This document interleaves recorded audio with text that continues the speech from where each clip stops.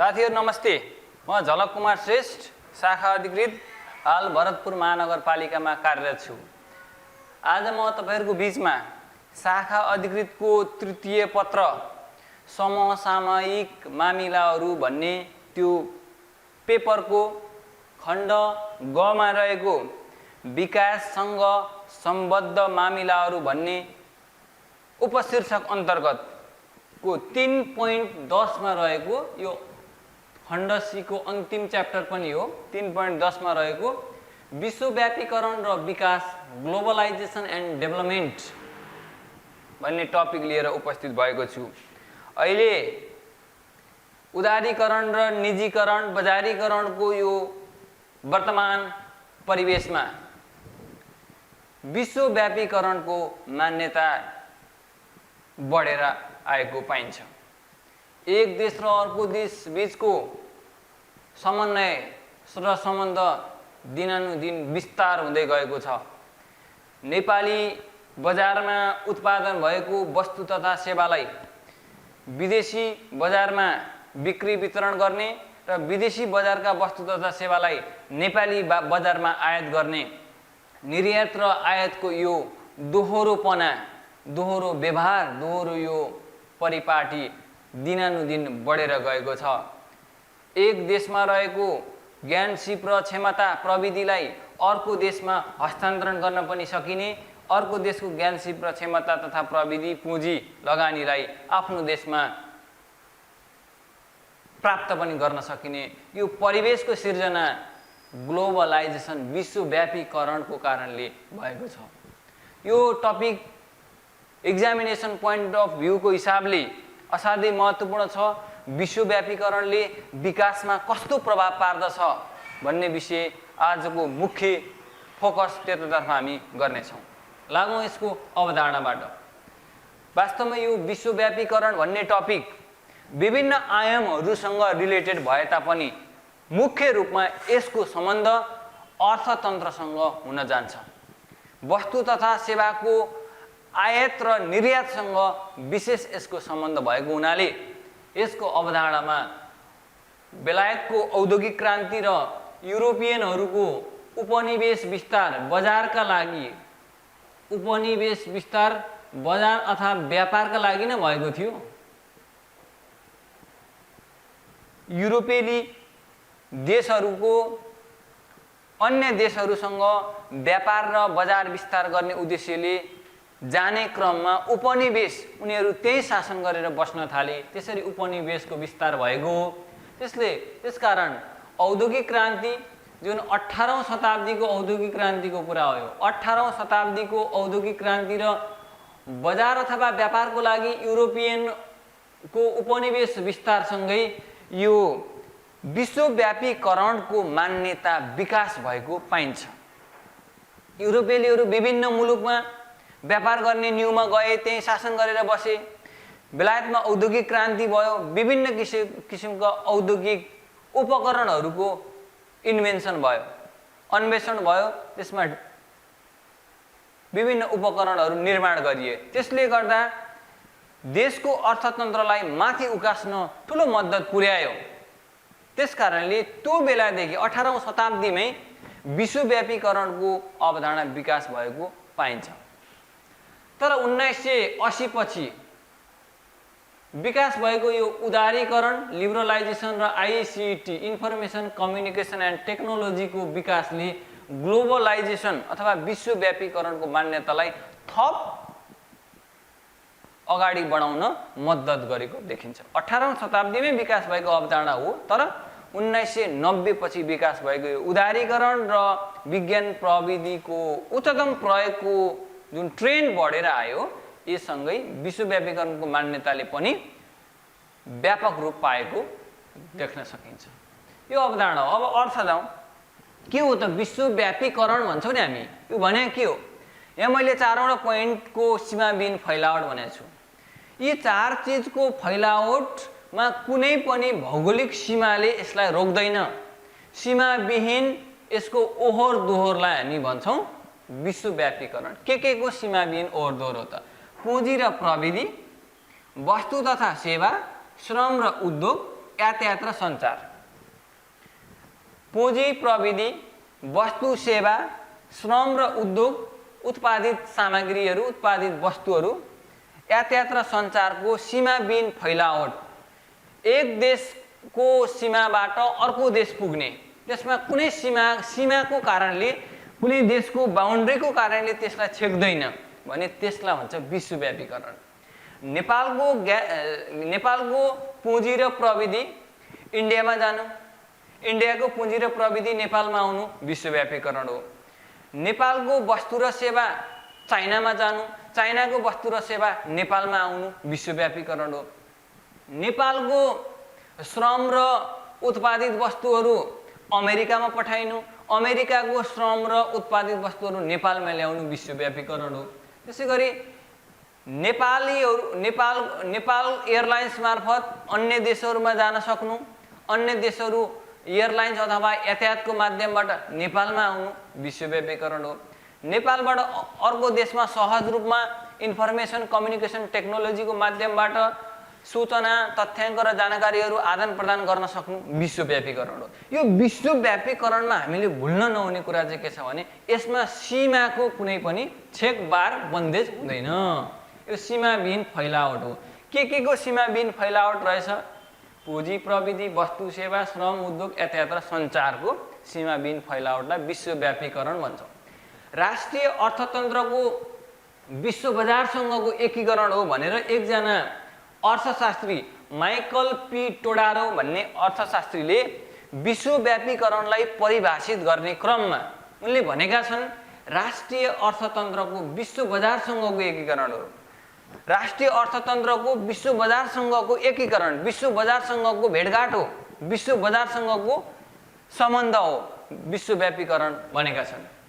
Michael P टोडारोका अनुसार राष्ट्रिय अर्थतन्त्रको विश्व बजारसँगको बढ्दो एकीकरणलाई विश्वव्यापीकरण भनिन्छ भने यो विश्वव्यापीकरणको विशेषताहरूको बारेमा हामीले उल्लेख गर्नु पर्यो भने के हो विश्वव्यापीकरणलाई अझ थप प्रस्ट्याउनु पर्यो भने मैले यहाँ ब्र्याकेट दिएको छु नि, यो कर्ली ब्र्याकेट, यो कर्ली ब्र्याकेट भनेको यो माथिको ब्र्याकेटको कुरा गरे, यो 4 किसिमका चिजहरूको विश्वव्यापी ओहोरदोहोर हो भनेको। तिनै चिजहरू कपी गर्न सकिन्छ। यो विश्वव्यापीकरणको विषय राजनीतिक, वातावरणीय, त्यस्तै गरेर यो सांस्कृतिक विभिन्न पक्षहरूसँग यसको सम्बन्ध नहुने होइन, हुन्छ।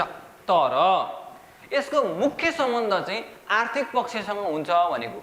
बढी यसको सम्बन्ध सांस्कृतिक, वातावरणीय र राजनीतिक पक्षसँग भन्दा पनि अर्थतन्त्रसँग जोडिएको पक्षसँग यसको मुख्य सम्बन्ध हुन्छ। किनभने नेपाली अर्थतन्त्रलाई अथवा स्वदेशी अर्थतन्त्रलाई विदेशी अर्थतन्त्रसँग टाइअप गर्ने एउटा माध्यम हो। त्यस अर्थमा यो आर्थिक पक्षसँग जोडिन्छ। यो विश्वव्यापीकरणको केन्द्रबिन्दु आर्थिक पक्षसँग बढी सम्बन्धित छ भन्न खोजेको। अर्को यो आर्थिक खुलापन हो। यो अर्थतन्त्रमा हुने यो ओपननेस हो, यो खुलापन हो, यसमा कुनै बन्देज हुँदैन। यो प्रजातन्त्रको विस्तार हो। एकले अर्कासँग गर्ने समन्वय, सहकार्य, साझेदारी, एक आपस बीचको सह अस्तित्वको भावना विकास गर्ने माध्यम पनि भएको हुनाले यो प्रजातन्त्रको विस्तार हो। अवसर, प्रतिस्पर्धा र पहुँचको विकास हो। यो अवसर, प्रतिस्पर्धा र पहुँचको विकास हो। विश्वव्यापीकरण भनेको विदेशी वस्तु, सेवा र प्रविधिसँग साक्षात्कार हो। विदेशी वस्तु, सेवा तथा प्रविधिसँग भेटघाट हो। त्यो वस्तुसँग हामी चिना परिचय गर्ने एउटा माध्यम पनि विश्वव्यापीकरण हो। देशको सिमानालाई कमजोर बनाउँछ र यसले विश्वव्यापीकरणले सीमाको कुनै पनि वास्ता गर्दैन। त्यो भएपछि त विदेशी वस्तु, सेवा, पुँजी, लगानी सबै सहजै आउने भयो र स्वदेशबाट पनि वस्तु, सेवा, पुँजी, प्रविधि, सूचना, सञ्चार तथा हरेक हिसाबले विदेश जाने भयो। त्यसले गर्दा नेपालको अथवा स्वदेशको सीमालाई अलिकति कमजोर बनाउँछ भने बजार शक्तिको प्रधानता हुन्छ। यसमा बजार पावरफुल हुन्छ। सबै कुरो बजारले निर्धारण गर्छ। वस्तु तथा सेवाको मूल्य बजारले निर्धारण गर्छ। रोजगारीका अवसर बजारले सिर्जना गर्छ। बजारको बाहुल्यता बढेर जान्छ। मार्केट हाबी हुन्छ। विश्वव्यापीकरणमा। त्यस अर्थमा बजार शक्तिको प्रधानता रहन्छ भनेर विश्वव्यापीकरणका मूलभूत विशेषताहरूलाई मैले यहाँ समराइज गर्ने काम गरेँ।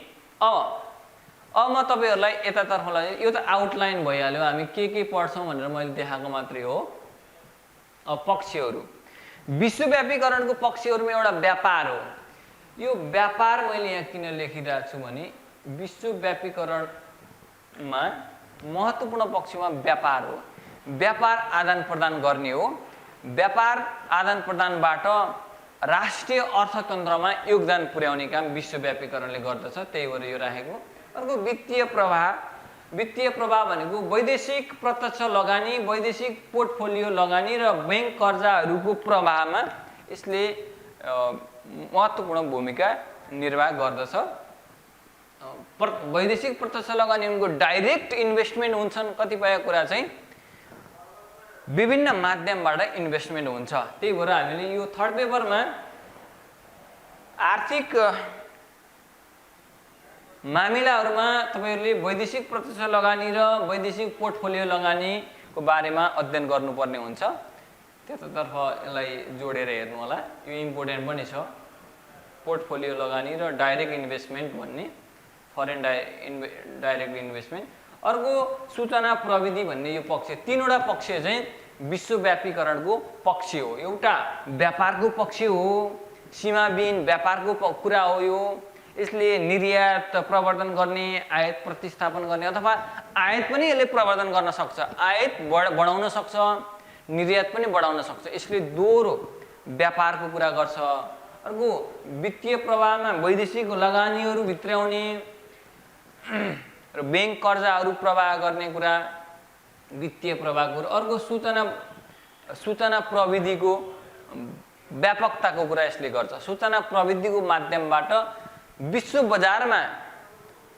बजारमा स्वदेशी वस्तु, सेवा, संस्कृति, विभिन्न मूल्य मान्यताहरूको विनिमय हुन्छ।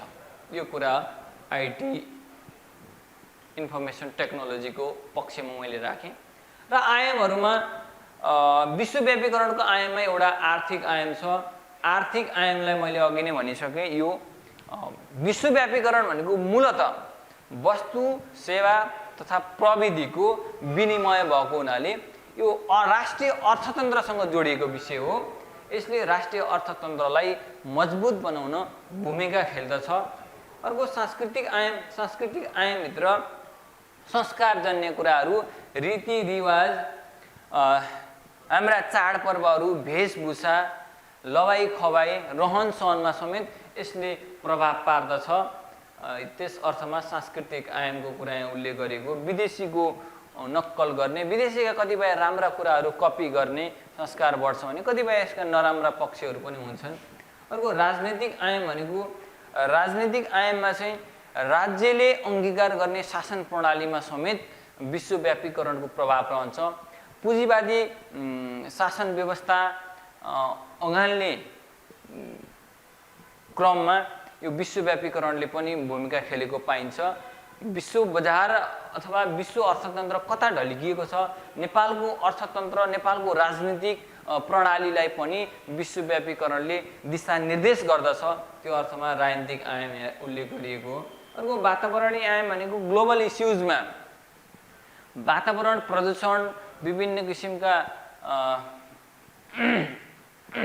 जलवायु परिवर्तन, विश्वको तापमान वृद्धि लगायतका यी ग्लोबल इस्युजहरू, ग्लोबल प्रब्लम्सहरू, बर्निङ इस्युजहरू छन्। यसको सेटल डाउन गर्नको लागि वातावरणीय समस्याहरूको समाधानमा विश्वलाई एक ठाउँमा ल्याउने काम पनि वातावरणीय आयामले गर्दछ।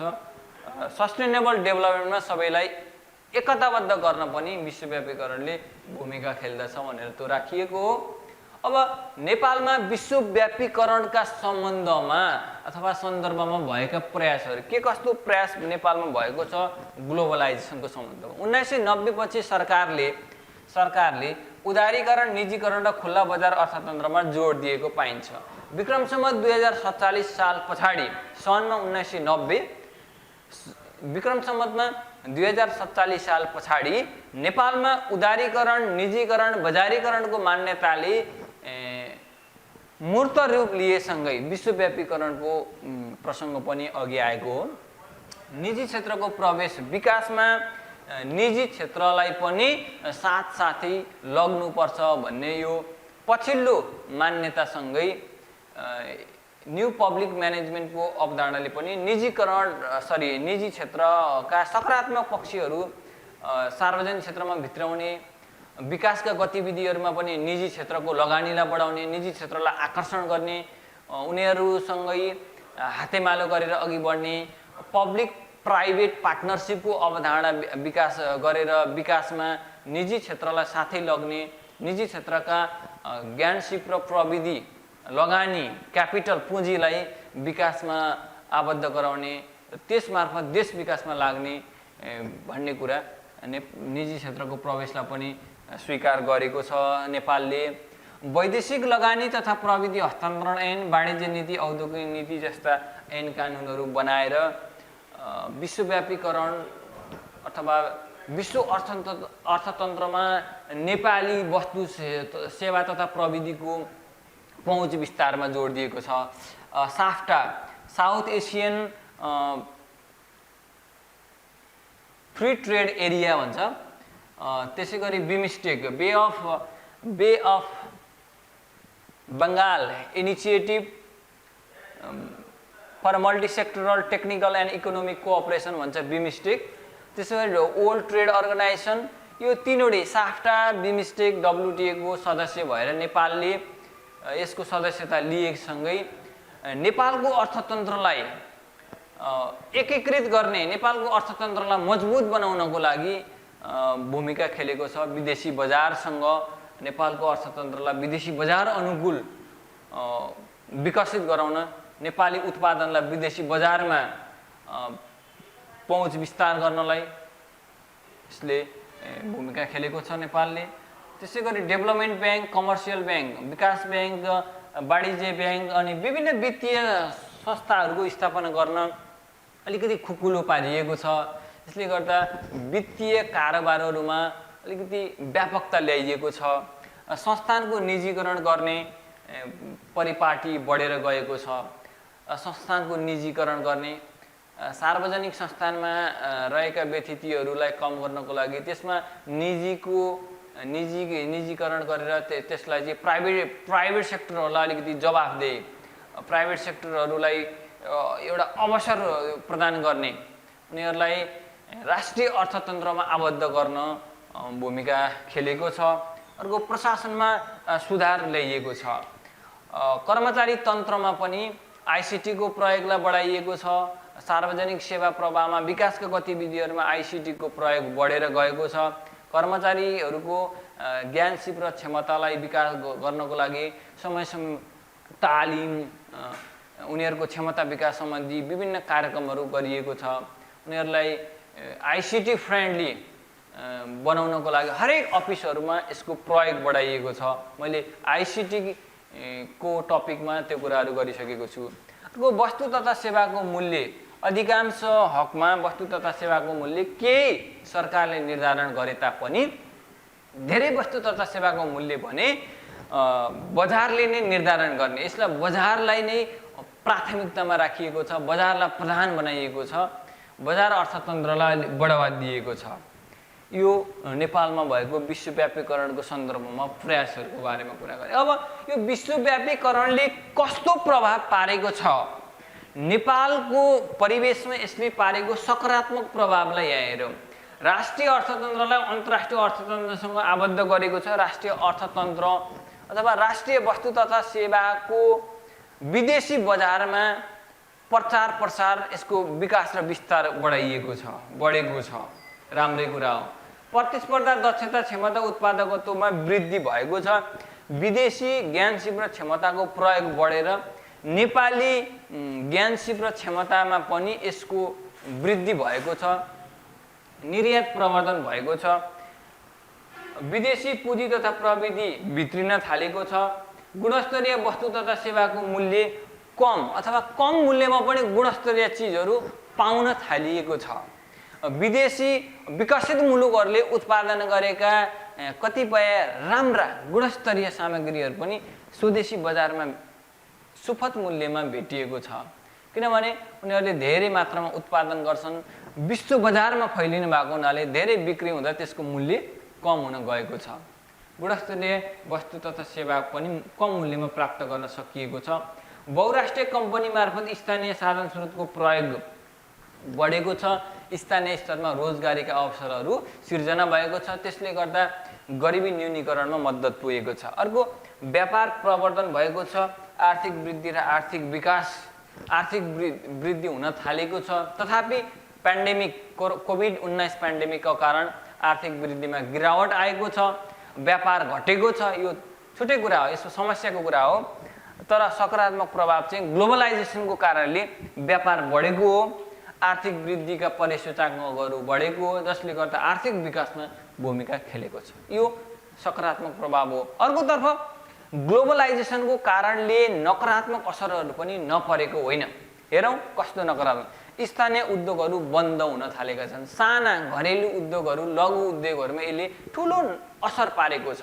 बहुराष्ट्रिय कम्पनीहरू आउने, उनीहरूले लगानी गर्ने, ठुला इन्फ्रास्ट्रक्चरहरू, ठुला इन्डस्ट्रीहरू डेभलप गर्न थालेपछि साना उद्योगहरूका उत्पादनहरू बिक्री नहुने अवस्था छ, साना उद्योगहरू बिस्तारै बन्द हुन थाले। यो नकारात्मक असर हो। अर्को, मौलिक संस्कृति, वेशभूषा, मूल्य मान्यतामा गिरावट आएको छ। विदेशीको नक्कल गरेर आफ्नो देशको संस्कृति नै मानिसहरूले बिर्सन थाले। अब म्यारेज एनिभर्सरी, बर्थडे, विभिन्न किसिमका सेरेमनीहरू मनाउने, विदेशी कल्चरहरू, भ्यालेन्टाइन डे जस्ता विदेशी कल्चरहरू अवलम्बन गर्ने र नेपाली कल्चरहरू बिर्सिँदै जाने परिपाटी बढेको छ। वेशभूषा विदेशीकै नक्कल गर्ने, आफ्नो स्वदेशी पोसाक बिर्सने, मूल्य मान्यताहरू पनि विदेशीकै नक्कल गर्ने, आनी बानी सबै विदेशीको जस्तो गर्ने, तर स्वदेशी उत्पादन भने आफ्ना मौलिक परम्परागत शैलीहरू बिर्सँदै जाने परिपाटी बढेको छ। यो नकारात्मक असर हो। अर्को, नक्कल गर्ने परिपाटीले माटो सुहाउँदो नीति बनेको छैन। भनेको विदेशी भूमिमा सफल नीतिहरूलाई चटक्कै कपी गरेर ल्याएर नेपाली नीति बनाएपछि त्यो नीतिले काम गरेको छैन।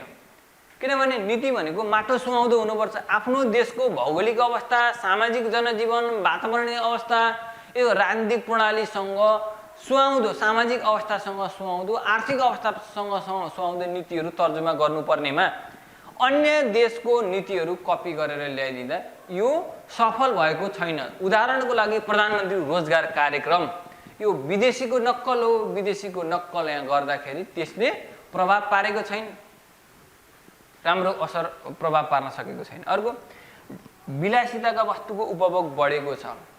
मानिसहरू विदेशी चिजहरूमा, फ्यान्सी आइटममा बढी रुचि गर्न थालेका छन्। मोबाइलहरू, त्यस्तै गरेर महँगा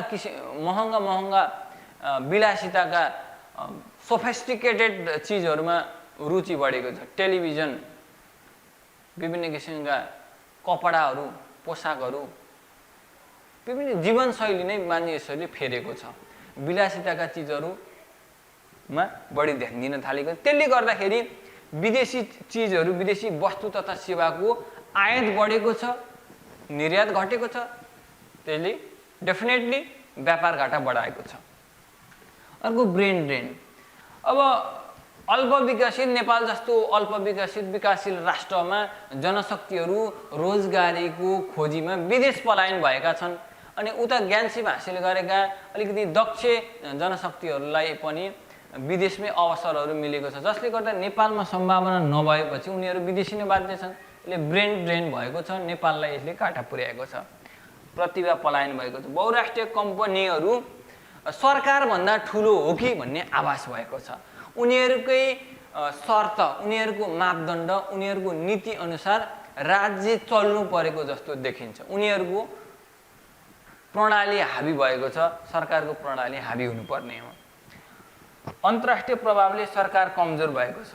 हरेक कुरामा, विकासका गतिविधिहरूमा, राजनीतिक गतिविधिहरूमा, अर्थतन्त्रमा समेत विदेशीको प्रभावले गर्दा नेपालको सरकार कमजोर बन्दै गएको छ। धनी र गरिब बीचको खाडल बढ्दछ। धनी झन्झन धनी हुँदै जाने, गरिब झन्झन गरिब हुँदै जाने। जो उत्पादनसँग सजिलै जोडिन सक्यो, विश्व बजारसँग जसले प्रतिस्पर्धा गर्न सक्यो ऊ बढ्दै जाने, ऊ झन् धनी हुँदै जाने। जो प्रविधिमा कमजोर छ, जो विपन्न छ, जो पिछडा वर्ग छ, उसलाई विश्व बजारसँग उसले विश्व बजारलाई पनि चिनेको छैन, नयाँ न्यू ट्रेन्डहरूलाई उसले अँगाल्न सक्दैन। त्यस्तो मान्छेहरू झन्झन गरिब हुँदै जानुले धनी र गरिब बीचको खाडल झन् गहिरो बन्दै गएको छ। अर्को सामाजिक विकृति, अपराध, आतंकवाद, मानव बेचबिखन, लागु औषध, वेश्यावृत्ति, धर्म परिवर्तन जस्ता यी सामाजिक विकृतिहरू मौलाउँदै गएको छ।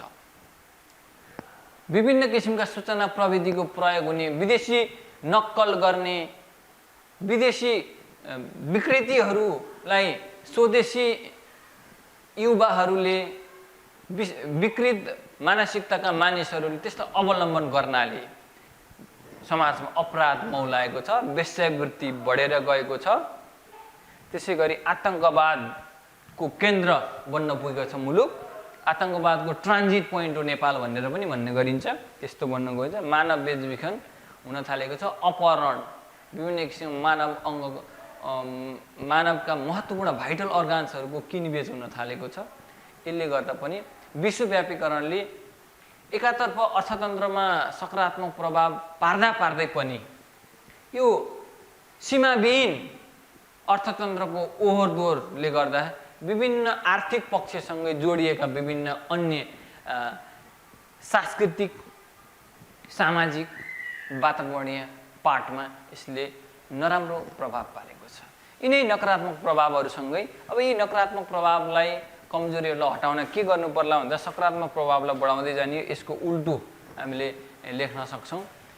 यी कुराहरू राख्दै यो विश्वव्यापीकरण र विकास भन्ने टपिकबाट बिदा हुन चाहन्छु। तपाईहरूको शाखा अधिकृतको परीक्षा एकदम सफल रहोस्। तपाईहरूलाई सफलताको हार्दिक शुभकामना। Thank you so much. नमस्ते।